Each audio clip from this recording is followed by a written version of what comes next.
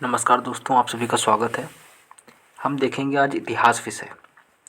तो इतिहास विषय के अंतर्गत हम सबसे पहले प्राचीन विषय देखेंगे, प्राचीन इतिहास देखेंगे। ठीक है, प्राचीन इतिहास में हम तीन चीज़ें पढ़ेंगे। प्रागैतिहासिक काल पढ़ेंगे और इतिहास में सबसे पहले प्रागैतिहासिक काल, आद्य इतिहास और ऐतिहासिक काल, जिसमें हम प्राचीन इतिहास में सबसे पहले हम पढ़ेंगे प्रागैतिहासिक काल। ठीक है, देखते हैं आगे।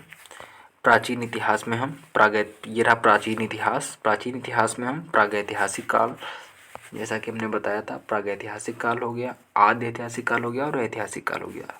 इतिहास विषय के अंतर्गत हम ये तीन चीज़ों का अध्ययन करते हैं। ठीक है, प्रागैतिहासिक काल के अंतर्गत अब क्या क्या आता है ये देखते हैं। पुरापाषाण काल, मध्य पाषाण काल, नवपाषाण काल तथा ताम्रपाषाण काल, ये प्रागैतिहासिक काल के अंतर्गत आ जाएगा। और आद्य ऐतिहासिक काल के अंतर्गत सिंधु सभ्यता, कांसा, हड़प्पा, ये चीज़ें आ जाएंगी। और ऐतिहासिक के अंदर प्राचीन, मध्य, आधुनिक और नेहरू काल और वर्ल्ड हिस्ट्री आ जाएगा। इसी प्रकार को हम कंटिन्यू करते हुए आगे देखेंगे। यहाँ से हम इसके आगे देखेंगे, जो भी हम पढ़ाएंगे, जो भी हम इन नोट्स के थ्रू आपके पास कंटेंट डिलीवर कर रहे हैं, ठीक है, आपको हम पढ़ा रहे हैं, इस नोट से जो भी क्वेश्चंस बन सकेंगे ऑब्जेक्टिव वाइज, वो भी हम वस्तुनिष्ठ प्रश्न भी आपके समक्ष लेकर आएंगे। ठीक है, तो अभी हम ये देखते हैं चैप्टर वाइज, आपको चैप्टर वाइज ऑब्जेक्टिव क्वेश्चंस देखने को मिलेंगे, जो आपको हम वीडियो के माध्यम से आपको देंगे। तो हम देखते हैं पहला क्वेश्चन, पहला क्या है यहाँ पर, अतीत का अध्ययन क्या कहलाता है? इतिहास कहलाता है। इतिहास के जनक हेरोडोटस को कहते हैं। मानव जाति का पालना अफ्रीका महादेश को कहते हैं, जबकि सभ्यता का पालना एशिया महादेश को कहते हैं। इतिहास को हम बांटते हैं तीन खंडों में। पहला खंड क्या है? पहला पार्ट है हमारा प्रागैतिहासिक काल। प्रागैतिहासिक काल किसे कहते हैं अब हम समझेंगे। प्रागैतिहासिक काल हम इसको कहते हैं जिसमें मानव लिखना पढ़ना नहीं जानता था, इसकी जानकारी केवल पुरातात्विक साक्ष्य से मिली है। इसके अंतर्गत हम पाषाण काल को रखते हैं, स्टोन एज। अब पाषाण काल की बात आई है तो हम पाषाण काल को देखते हैं क्या है ना। पाषाण काल वह समय जब मानव पत्थर के औजार एवं हथियार को उपयोग करता था, पाषाण काल कहलाता है। वह समय जब मानव जो था वो पत्थर के औजार और हथियारों को यूज़ करता था, उस समय को पाषाण काल के नाम से जानते हैं। ठीक है, पाषाण काल भारत में सर्वप्रथम 1863 ईस्वी में रॉबर्ट ब्रूसफुट ने पाषाणकालीन सभ्यता की खोज की। रॉबर्ट ब्रूसफुट ने किसकी खोज की? पाषाणकालीन सभ्यता की खोज की। रॉबर्ट ब्रूसफुट ने पाषाणकालीन सभ्यता की खोज की। भारतीय पुरातत्व का पिता किसको कहते हैं? अलेक्जेंडर कनिंघम को कहते हैं।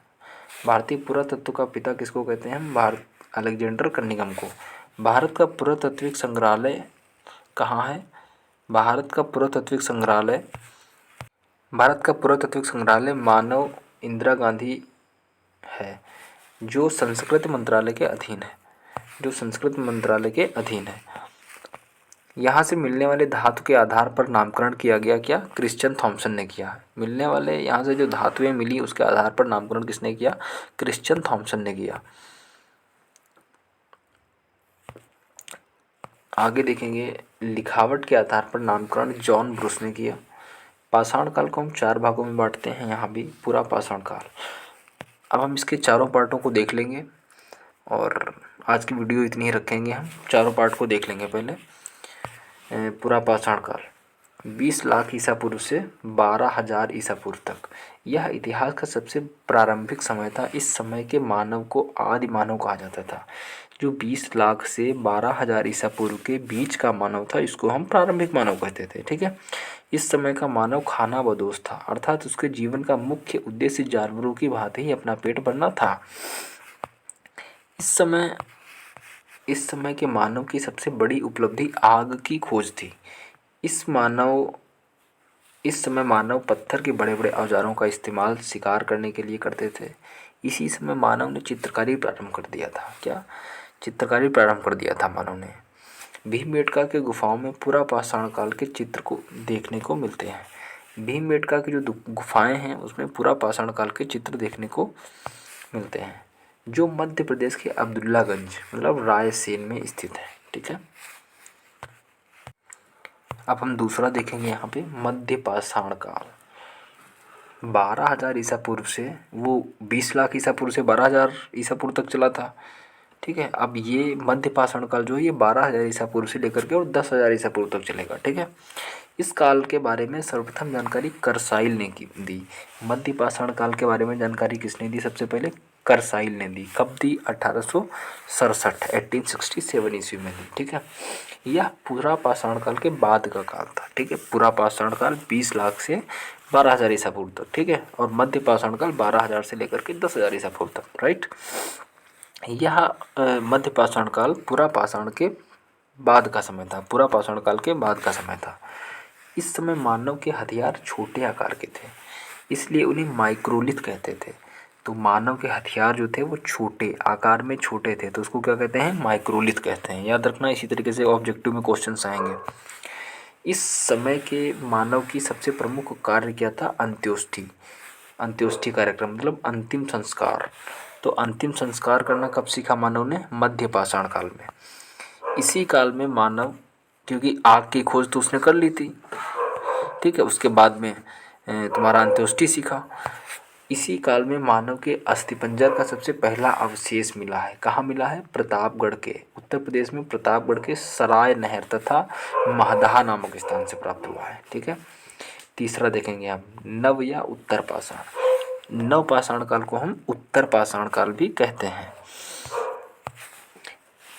उत्तर पाषाण काल अब 10,000 ईसा पूर्व से लेकर के 3,000 ईसा पूर्व तक चला। ठीक है, इस काल के बारे में सर्वप्रथम जानकारी सर जॉन लुबाक ने दी। किसने दी? सर जॉन लुबाक ने सबसे पहले इसके बारे में जानकारी दी। कब दी? 1865 ईस्वी में दी। ठीक है, आगे बढ़ते हैं हम। इस काल में मानव ने स्थायी आवास बना लिया था। इस काल में मानव ने क्या बनाया? स्थायी आवास बना लिया। साथ ही कृषि तथा पशुपालन भी प्रारंभ कर दिया। तो इस काल में मानव ने स्थायी आवास बना लिया, साथ ही कृषि तथा पशुपालन भी प्रारंभ कर दिया। मानव ने इस काल में पहिया तथा मनका की खोज की। पहिया तथा मनका की खोज की। ठीक है, कर्नाटक के मंसूर के पास संगन कल्लू नामक नवपाषाणकालीन पुरास्थल से राख के टीले प्राप्त हुए हैं। तो राख के टीले कहाँ से प्राप्त हुए हैं? संगन कल्लू नामक नवपाषाणकालीन पुरास्थल से। ठीक है, राख के टीले प्राप्त हुए हैं संगन कल्लू नामक नवपाषाणकालीन पुरास्थल से। पशुपालन का साक्ष्य भारत में आदमगढ़, मध्य प्रदेश में है ये आदमगढ़, बागौर राजस्थान में है। यहाँ दो जगह से पशुपालन का साक्ष्य प्राप्त हुआ है। एक तो आदमगढ़ से प्राप्त हुआ है, दूसरा बागौर से प्राप्त हुआ है। आदमगढ़ आपका मध्य प्रदेश में है तथा राजस्थान में है आपका बागौर। राइट, आगे बढ़ेंगे हम। क्या नोट्स है? मेहरगढ़। मेहरगढ़ के बारे में जानेंगे हम। मेहरगढ़ यह पाकिस्तान के बलूचिस्तान में स्थित है। मेहरगढ़ कहाँ है? यह पाकिस्तान के एरिया में पड़ता है। पाकिस्तान में भी कहाँ? बलूचिस्तान में।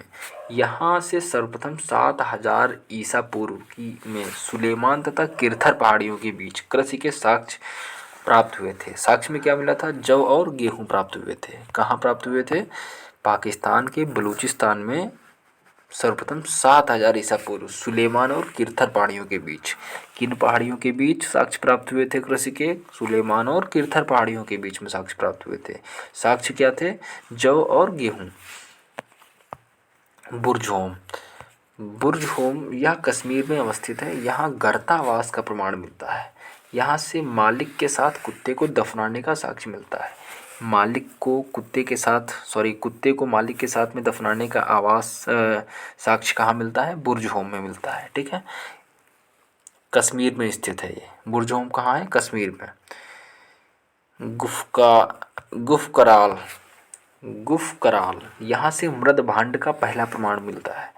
कोल्डीवा से हम चावल प्राप्त करेंगे। यह उत्तर प्रदेश में है, बेलन घाटी में स्थित है। यहाँ पर चावल का प्राचीनतम साक्ष्य मिला था। सबसे पहले साक्ष्य कोल्डीवा में मिला था चावल का। 6,000 ईसा पूर्व से 6,000 ईसा पूर्व में मिला था। ठीक है, चिरांद यह बिहार के सारण जिले में स्थित है। यहाँ से प्रचुर मात्रा में हड्डी के उपकरण प्राप्त हुए हैं। राइट, लेहुरादेह। लेहुरादेह यहाँ से नवीनतम सबसे प्राचीन चावल का साक्ष्य मिला है। सबसे प्राचीनतम चावल का साक्ष्य कहाँ से मिला है? लेहुरादेह से। 9,000 ईसा पूर्व से 7,000 ईसा पूर्व के बीच में प्राप्त हुआ है। दमदमा यहाँ एक ही कब्र से 3 मानव कंकाल मिले हैं। दमदमा में एक ही कब्र से 3 मानव कंकाल मिले हैं, याद रखना बच्चों। दमदमा। यहाँ एक ही कब्र से 3 मानव कंकाल मिले हैं। मानव द्वारा पहला पालतू जानवर क्या था? कुत्ता। मानव द्वारा पाला गया पहला पशु कौन सा था? कुत्ता। ताम्रपाषाण काल। अब हम देखेंगे ताम्रपाषाण काल। यह पाषाण काल का अंतिम समय था। इस समय तांबे की खोज हुई, जिस कारण औद्योगिकरण शुरू हो गया। इसी का औद्योगिकरण का विकसित रूप सिंधु सभ्यता में देखने को मिलता है। नवदा टोली मध्य प्रदेश का एक महत्वपूर्ण ताम्रपाषाणिक पुरास्थल है। नवदा टोली कौन सा? नवदा टोली मध्य प्रदेश का एक महत्वपूर्ण ताम्रपाषाणिक पुरास्थल है, जिसकी उत्खनन एच.डी. संकालिया ने कराया था। मानव द्वारा खोजी गई पहली धातु कौन सी थी? तांबा। मानव द्वारा खोजी गई पहली धातु तांबा। ताम्रपाषाण काल। तो इसी तरीके से हमने प्रागैतिहासिक काल के चारों काल देख लिए। पुरापाषाण काल देख लिया, मध्य पाषाण काल देख लिया और नवपाषाण काल तथा ताम्रपाषाण काल देख लिया। अब हम देखेंगे वन लाइनर क्वेश्चंस कौन कौन से बन सकते हैं इन चारों काल में। इतिहास का जनक किसे कहते हैं? इतिहास का जनक किसे कहते हैं? ये तो हमने हाइड कर रखा है इधर से। हेरोडोटस को कहते हैं। हेरोडोटस को। भारतीय पुरातत्व का पिता किसे कहा जाता है? अलेक्जेंडर का निगम को कहते हैं। ठीक है। मानव द्वारा पाला गया प्रथम जानवर, मानव द्वारा पाला गया पहला पशु कौन सा था? कुत्ता।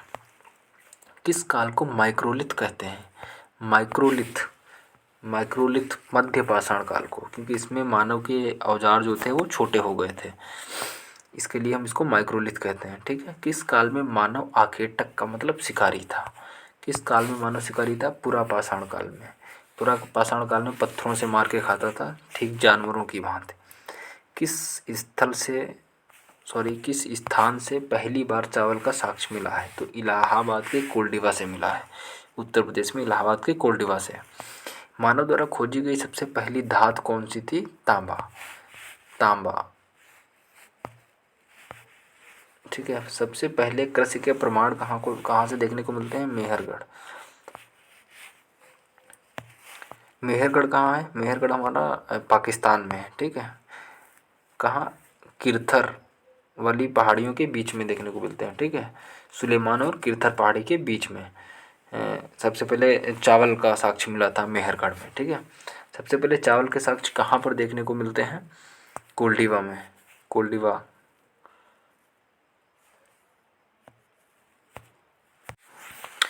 आग का आविष्कार किस काल में हुआ था? पुरापाषाण काल में हुआ था। आग का आविष्कार कब हुआ था? पुरापाषाण काल में हुआ था। ठीक है। आगे देखेंगे। पहिए का आविष्कार किस काल में हुआ था? पहिए का आविष्कार नवपाषाण काल में हुआ था। भीमबेटका की गुफाएं किसके लिए प्रसिद्ध हैं? गुफाओं के शैल चित्र के लिए। भीमबेटका की गुफाएं किसके लिए प्रसिद्ध हैं? गुफाओं में शैल चित्र के लिए। राख का टीला किस नवपाषाणिक स्थल से प्राप्त हुआ? संगनकल्लू। संगनकल्लू से संबंधित है नवपाषाणिक स्थल से। ठीक है। राख का टीला। रॉबर्ट ब्रूसफूट एक भूगर्भ वैज्ञानिक एवं पुरातत्वविद थे। रॉबर्ट ब्रूसफूट क्या थे? एक भूगर्भ वैज्ञानिक एवं पुरातत्वविद थे। हड्डी से निर्मित आभूषण। हड्डी से निर्मित आभूषण भारत में मध्य पाषाण काल के संदर्भ में प्राप्त हुए हैं। कहाँ से? महदहा से प्राप्त हुए हैं।